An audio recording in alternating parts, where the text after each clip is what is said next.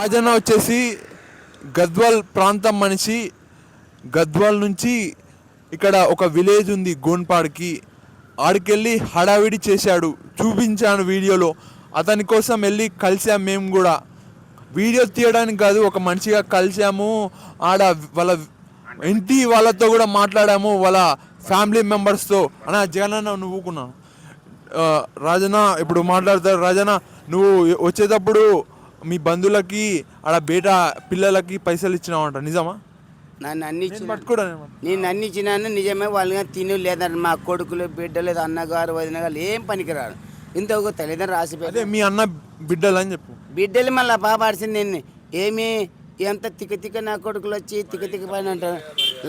మేము ఏళ్ళింది మన్న పెళ్ళి పుట్టి పెళ్లి చేసుకొని అత్తగారు మేనత్తగారు మీ ఇంటి బొమ్మ ఈడ మాట్లాడి మీ అబ్బమ్మల సొమ్ము అయిపోయింది. పెళ్ళి అయినాక సంసారం మీరు చెడిపోతారు.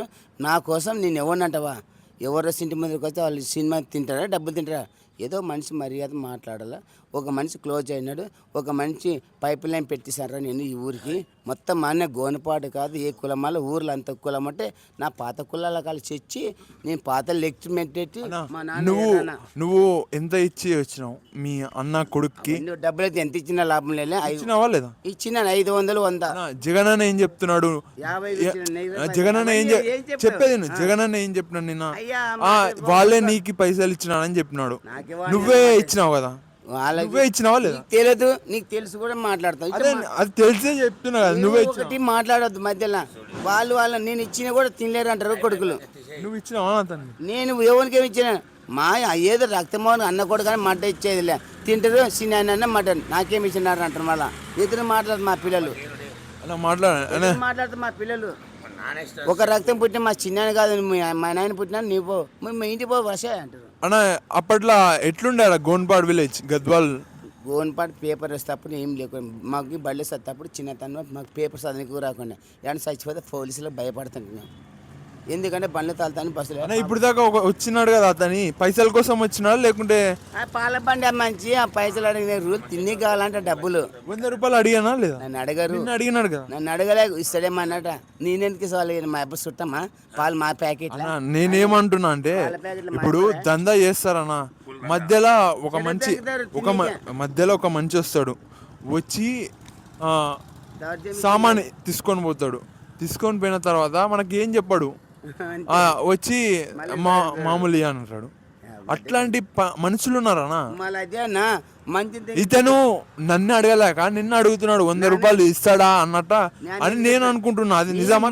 తిక్కో లేకుండా శరళమయ్య అన్నమయ్య కూడా నన్నమ్మని అడుగు. నీకేమైనా డబ్బు ఇచ్చినా? ఎప్పుడో 5 రూపాయలు 10 రూపాయలు ఇచ్చినా కానీ నీకేమైనా డబ్బు ఇచ్చినా?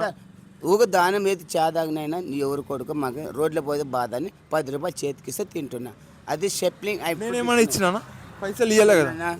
మీరు చెప్పవద్దండి నాకు దయచేసి. పైసలు ఇవ్వలే కదా? చెప్పు. ఇస్తావో ఏవో 5 రూపాయలు 10 రూపాయలు ఇస్తా అంతేగాని. ఎందుకంటే అవి కూడా నాకు డబ్బులు ఇవ్వద్దు. మీ బతుకులు మీ అంగళ్ళకు మీ సరుకులకు మీ అమ్మ మీ ఇంటి కుటుంబం బాగా బతకండి. ఈరోజు ఎన్ని గంటలకు లేచినావు? నేను మామూలు టైం లేచి 4:30.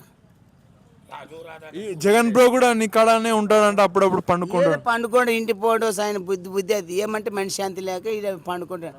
ఆ ఇంటిలో సంసారమో భార్యకి గుర్తు ఏమో మాట్లాడితే మనకు తెలియదు. ఒక సంసారం ఒక చెడగొట్టుకుంటాం. ఎప్పుడైనా చలిమంట వేద్దామన్నా? ఇక్కడ ఈరోజు వేద్దాంపా. ఈరోజు వద్దులేనా, ఇంకా కొద్దిగా చలి లేని వేద్దాం. ఏ చలి లేక లేదు, ఏ తల్లి లేక తెస్తే తల్లిలో నీళ్ళు ఉండవు. గద్వాలు నీళ్ళే ఉండవు. తల్లిలో నీళ్ళు చలిబస్సు పోతారు. పోలీసులు కూడా అటువంటి వాళ్ళు ఉండే. ప్రోకర్ పోలీసు మా గద్వాల్ ఇస్ మహబూబ్నగర్ డౌన్. ఇంకేమని చెప్తాను? చెల్లలాంటి పిల్ల తల్లి లాంటి పిల్ల నిప్పడంటే రవ్వ చెప్పాను వాళ్ళకి. నిప్పడంటే రవ్వ బాలకృష్ణ లారీ డ్రైవర్ రామారావు పాట. కన్న పిల్లక నిన్ను కొరక మళ్ళీ తోడు పడతా తొల్లించి బిడ్డనండి లారీ డ్రైవర్ అండి మన వందన రామారావు కొడుకు రాజమేలలి.